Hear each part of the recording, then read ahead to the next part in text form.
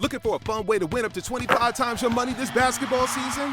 Test your skills on Prize Picks, the most exciting way to play daily fantasy sports. Just select 2 or more players, pick more or less on their projection for a wide variety of stats, and place your entry. It's as easy as that. If you have the skills, you can turn $10 into $250 with just a few taps. Easy gameplay, quick withdrawals, and injury insurance on your picks are what make Prize Picks the #1 daily fantasy sports app. Ready to test your skills? Join the Prize Picks community of more than 7 million players who have already signed up. Right now, Prize Picks will match your first deposit up to $100.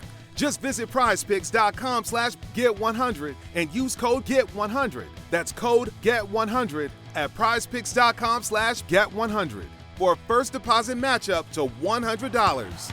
Prize Picks, daily fantasy sports made easy.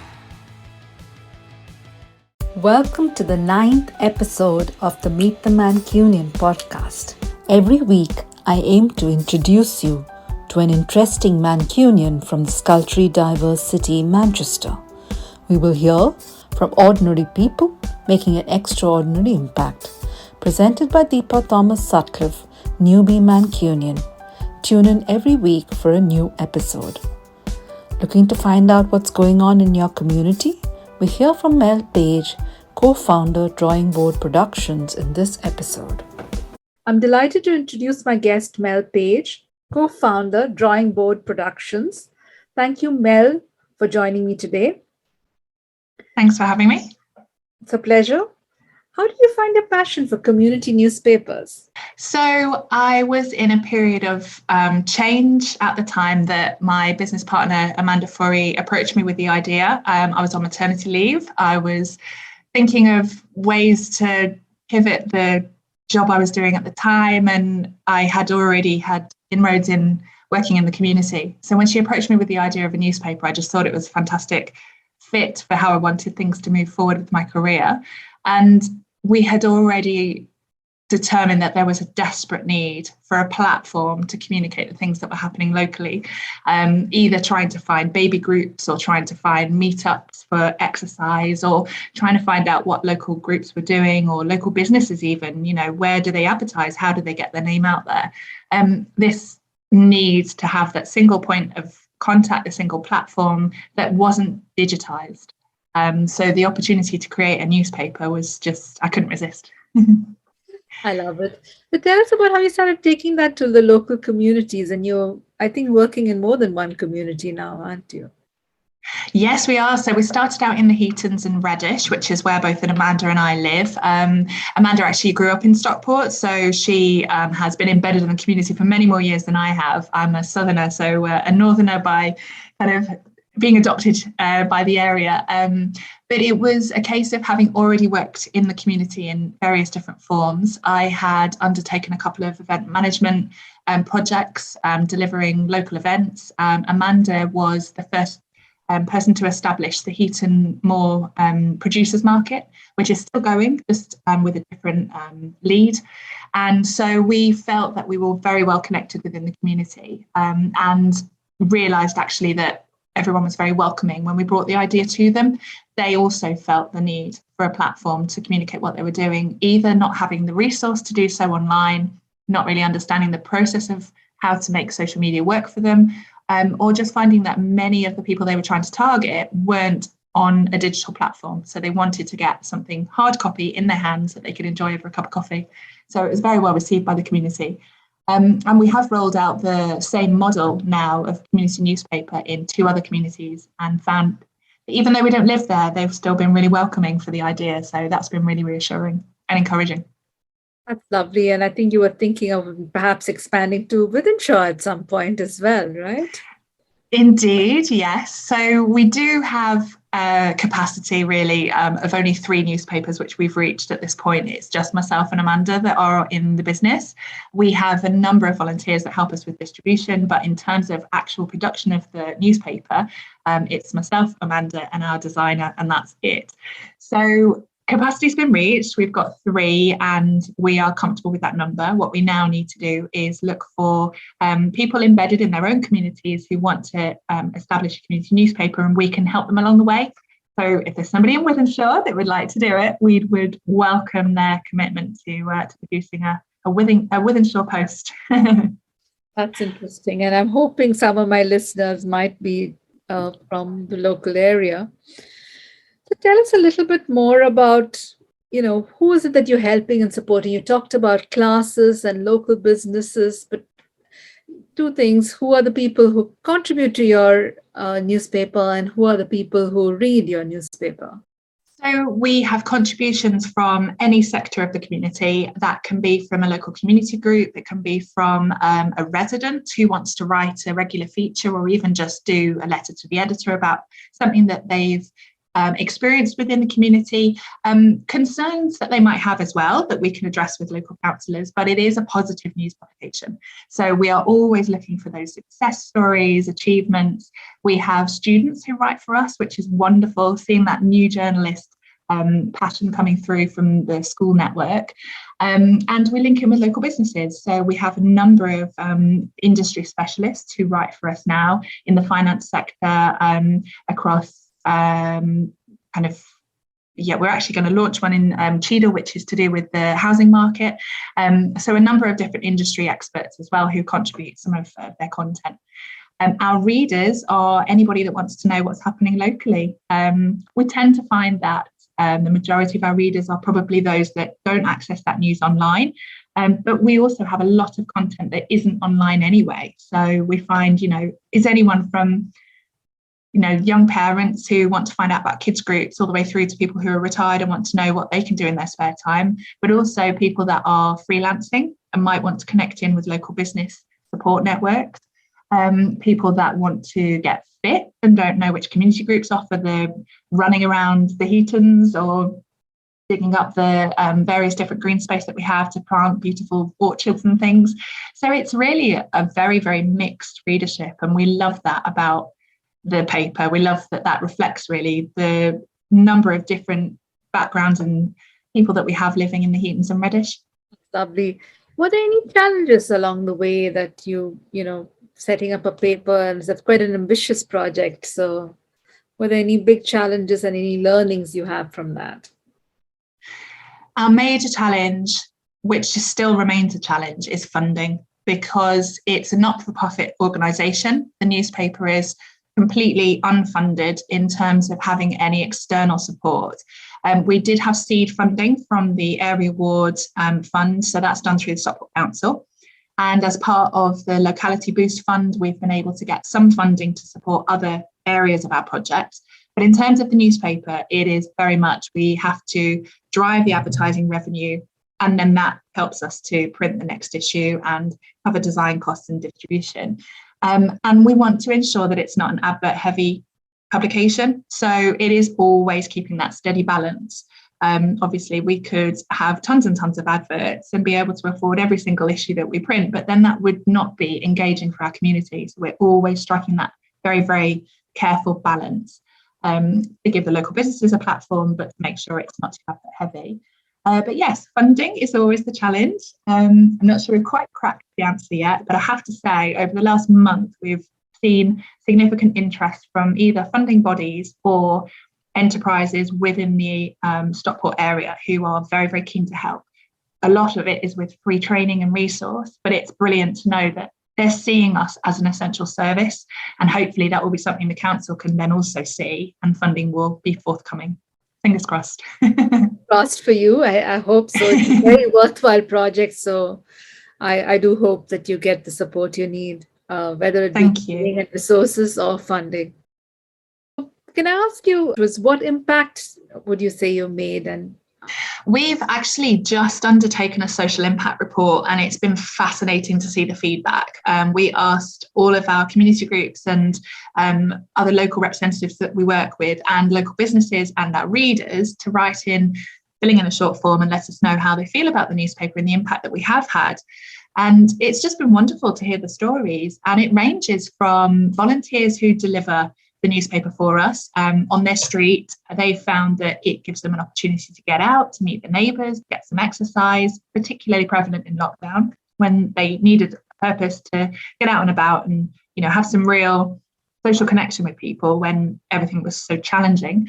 So that's been one wonderful bit of feedback from our community groups. They've seen an uplift in either engagement from current members, new members joining, or for projects that they've been doing. One of the local community groups, Sustainable Living in the Heatons, last summer they did a plant a sunflower competition essentially, and they had over 350 respondents who asked for seeds to be sent to them, and that was as a result of being in the paper. So that was just so wonderful, because normally I think they had said when they've done it in the past it had been between 50 and 100. You can already see the impact that makes on a local community group trying to increase their engagement. And then the other thing has been from local businesses. So we have a spotlight on business every month, which is an interview done by one of our volunteer journalists. And also we have had a lady contribute an article on local businesses that she's had great experiences with. And a local baker, Bakerloo, said that she got 25 new customers out of the article that was in the paper. And that is exactly the kind of quantify metrics that we need to prove that it's an essential service. It's something that everyone seems to enjoy. Positive news only, which is quite unusual for publications. And it seems to be having the impact we always hoped it would, which is just very encouraging. That's amazing. And I am looking forward to having a chance to read one of your papers soon. So how can interested people reach out to you and learn more? So we have a dedicated email for each of our publications. It's just news at, and then the name of the publication, .co.uk. So at the moment we've got Heatons Post, Cheadle Post and Didsbury Post. If you want to come and wander down to our hub, we actually have a community hub space, which we have for 3 reasons. It's our office. It's a place for people to come and chat to us and tell us what they're worried about, or if they have any news. It's an artisan makers space. So we support 30 local makers and sell their beautiful products. And then we also have one little part of our hut, which is for expert sessions and pop-up events, things like meeting with local PCSOs. So if anybody's in the area, it's on 11 Tatham Road South, which is right next to Heaton Chapel train station. They can just pop in and come and have a chat with us. We're open every single weekday. I'm currently closed at the weekends, but it's something we're looking to hopefully open when the weather's better. And then in terms of other opportunities to meet with us, we are going to start a monthly just drop-in session, essentially, based in Didsbury and Cheadle in the week that the paper is released. So you'll always be able to pop down to us, grab the latest copy, and we'll make sure on social media we're telling people where we're going to be, which beautiful coffee shop they've chosen for that week. So that's another opportunity to come down and chat to us, because we recognise that whilst we're based in the Heatons, we also want to be easily accessible for people in the other areas that we serve. What advice would you have for somebody looking to set up something similar in their local community, maybe a community newspaper in another part of the world?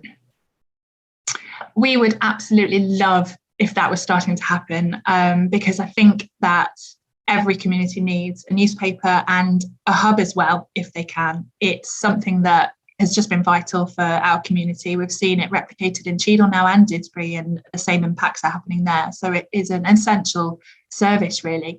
And if somebody wants to do it, then that's wonderful. They're going to need a lot of time. They're going to need a lot of patience with waiting for those connections and community engagement elements to come together. But essentially, if they feel that they're embedded in their community and they have good networks, then those challenging parts of setting up those links are already there. So they can just start asking for content. And the way we started out was to approach our councillors in each area and say, this is what we're hoping to do. Do you see any challenges with it? Is there anybody that we've missed who's already doing something similar that we could support instead of creating a new one? And then from the councillors getting their support on board, they were very, very helpful in connecting us with people that we didn't have links with already. You are going to need seed funding. So approaching the council to get that is a good way to start, and getting your local businesses on board, because essentially it's a platform for them as well, and a service that in their marketing they should be paying for. So help get them on board, and that will help drive the whole project forward. And if you want support, then definitely get in touch with us. We are looking at license opportunities. So people that are embedded in their community that want to launch a paper and do it under the Post brand, they would be more than welcome to discuss a license opportunity with us. We'd love to move that forward. That's amazing. And I love all these success tips that you're sharing. I do hope people will take the offer and reach out to you for the potential discussion. So here's hoping. I'm going to now go to my signature questions, which I ask all my guests. What's your favorite reason to love Manchester? I love Manchester because on any given night, you could have any choice of cuisine that you like. You could listen to any type of music that you want. You could go to a number of different theatres and enjoy cultural experiences that you just, the wealth of options out there is exciting, and Manchester offers that for everybody. And what's your favorite place in Manchester? Or where's your favorite place? Obviously the Heaton's where I live, but no, actually in Manchester city centre, the library, Central Library, is stunning. It's a beautiful building, and within St Peter's Square, which has had a lot of redevelopment, it's such a wonderful place. All of the changes have moved it from a slightly undesirable area of the city through to now a very open and welcoming space with the most amazing architecture, all of which juxtaposes with the new buildings that have been put in place. It's a wonderful place to go, and anyone should visit the library, which is stunning. It's great. Tell me about what's the most important life lesson you've learned? Just say yes and see what happens, I think. I've been down a number of different paths with my career where somebody's given me a crazy idea and I've helped them run with it. So that's my lesson, is just to say yes and see what happens. Great philosophy. And if someone wrote a book on your life, Mel, what would they call it? This is a tricky one, I think, but probably just another little project. And then anyone who knows me will laugh at that one, because that's probably what I say constantly. It's just another little project. Go on, we can fit it in. Which is why you have 3 and you're full to capacity, is it? Yeah, the amount of times that Amanda and I have said, "Oh, can we do a 4th? Oh, maybe." Oh, I'm sure something more will come, or maybe one more passionate person might join you, and then you'll have a little more capacity. So who knows? Hopefully. Do you want to add anything or tell us anything new that you're up to? It's just an opportunity for you before we sign off. Sure. So in terms of new and exciting things coming up this year, we are doing a number of community events, and they've been supported by council funding, which is brilliant, and the local businesses who are coming forward as sponsors.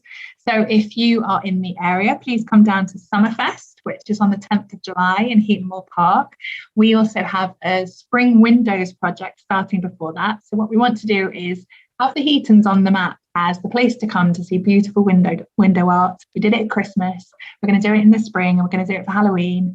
And so it's just the opportunity to come and visit an area. If you don't know it, come and have a look, because it's beautiful. And if you do know it and it's your local haunt, then just take a wander around and see what you can spot. And then the final exciting project we've got is Wild in the Heatons and Reddish. So similar to the Bee project in Manchester and the Frogs in Stockport, we're doing our own version, which is going to be a trail of animal sculptures around the Heatons and Reddish. It's going to start in the summer and run through the whole of the summer holidays. Our artists are all local artists. So we've got some very, very talented people that live locally in SK4 and SK5 who will be decorating the sculptures. We're going to be working with local community groups and schools to get kids involved and vulnerable adults through art therapy. So it's another opportunity to come and see what we've got going on in the Heatons and Reddish. That sounds fascinating. I'm definitely interested, and I love the idea of community art, or art inspired by, I guess, animals and birds and insects. I don't know what the inspiration is going to be. Thank you so much, Mel, for talking to me and my listeners. It was a real pleasure to talk to you today and to hear about all the exciting things you have planned and how you're serving the local community. Thank you so much for having me on here. It's been wonderful to talk to you. And if anybody's around in the Heatons, please pop in and see me and Amanda at the Hub. We'd love to have a chat with you. Wonderful.